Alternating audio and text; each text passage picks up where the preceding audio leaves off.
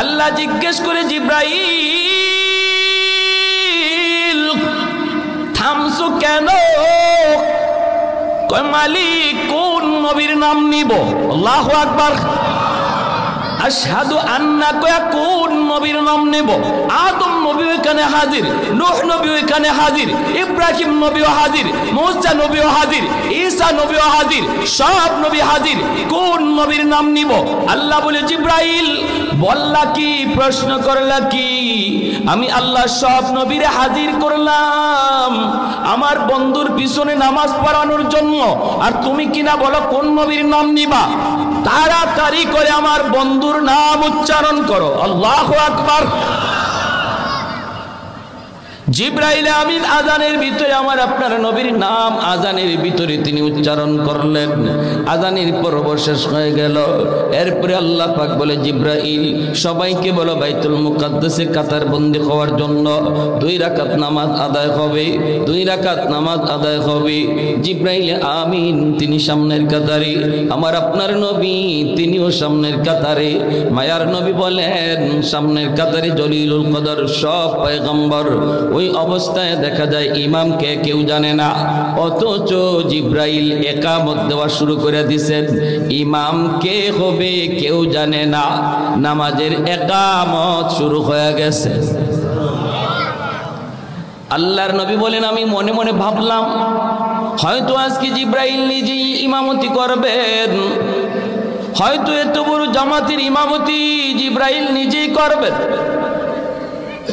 একামত শেষ হওয়ার পর আমি জিব্রাইলকে বললাম ভাই জিব্রাইল ইমাম কে হবে? তখন জিবরিল আমিন আমার আপনার নবীর হাত মোবারক আস্তে করে ধরলেন, দইরা মুচকি হাসি দিয়া বলেন নবী গো আজকে এত বড় জামাতের ইমামতি আল্লাহ পাক আপনাকে দান করেছে। तकबीर में कलमा में नमाजों में अज़ा में,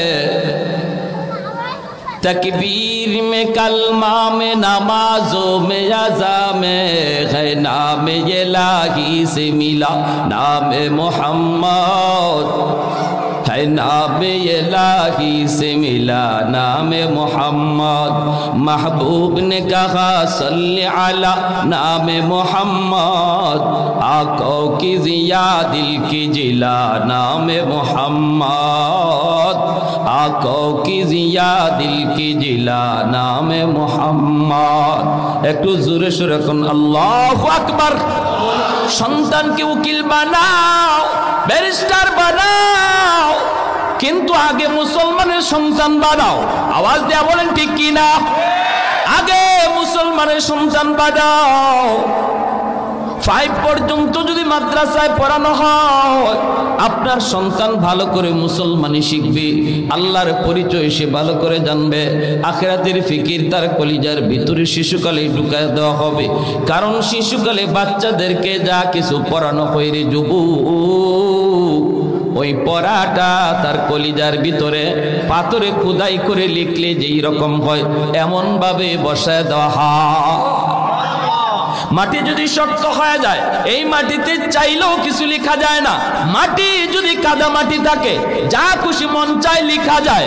বাচ্চাদের দিল দিমাগ হলো কাদা মাটির মতো, মন যা চায় তাই কিন্তু লেখা যায়। কোরআনের আয়াত ঢুকাইতে চাও ঢুকাইতে পারবা, শাসন ঢুকাইতে চাও শাসন ঢুকাইতে পারবা। আমার ভাইয়ের আমার নবীর কথার হাদিস যদি কলিজায় ঢুকাইতে চাও তুমি পারবা। কারণ শিশুকালে তার দিল হলো কাদা মাটির মতো, কিন্তু বড় হওয়ার পর যদি তুমি তারে শাসন করতে চাও তাহলে পারবা না, কারণ মাটি তখন শক্ত হয়ে গেছে। ঘন্টায় 200 ছাত্র পড়া দিব কখন নিব কখন? ওই বাচ্চাগুলি মারামারি কিলাকে ওই যে ওই দেখেন না মাঠে কি শুরু হয়েছে, ধিরিম দ্বারা আপনারা ওয়াজ শুনতেছেন ওইদিকে। বাচ্চাদের কাজই তো এটা, ঠিক না? একই মক্তব বুঝে আর মসজিদ বুঝে। হ্যাঁ, অনেক মাও আছে এরকম, রান্না বান্না করতে যন্ত্রণা দেয় বা মক্তবে পাঠায় দেয়। কিলাকিলি ঘুষাঘুষি যা আছে ওইখানে গিয়ে হুজুরের সামনে করো। মক্তবের 1 ঘন্টা তো যায় শুধু হুজুরের বাচ্চাগুলার মারা মারি আর কিলাকিলির অভিযোগ শুনতে শুনতে। আর আপনি বাবা মনে করতেছেন মাশাআল্লাহ আমার জিম্মাদারি আদায় হয়ে গেছে, আল্লাহ আবার আমারে আটকায় কেমনে, আল্লাহ আমারে ফায় কেমনে? আমারে যদি আল্লাহ খালি কয় আল্লাহ ফা পড়াইছি না 1 ঘন্টা বক্তব্য দিছি সকালে। প্যারে হাজিরিন, এজন্য বলি একটু চিন্তার বিষয়। বাপ মার বহুত বড় জিম্মাদারি সন্তানের উপরে, বহুত বড়। 5টা বছর নুরানি মাদ্রাসায় পড়া, আজকে অঙ্ক ইংরেজি মাদ্রাসায় সমমানের আছে, সমমানের অঙ্ক ইংরেজি আছে। রব্বানা আতিহিম দিফাইনি মিনাল আযাব ওয়ালআনহুম লানান কাবীরা। এত বড় মামলা দিবে সন্তান বাপ মার বিরুদ্ধে আল্লাহর আদালতে, বলবে মালিক কোথায় আমার বাবা, কোথায় আমার মা, সামনে হাজির করো, সামনে হাজির করো। ভাইয়েরা বন্ধুরা, আপনাদের কথা খেয়াল করি, উলামায়ে কেরাম মাদ্রাসার মধ্যে শিশুকালে যে 5 পর্যন্ত নুরানি ক্লাসগুলি আছে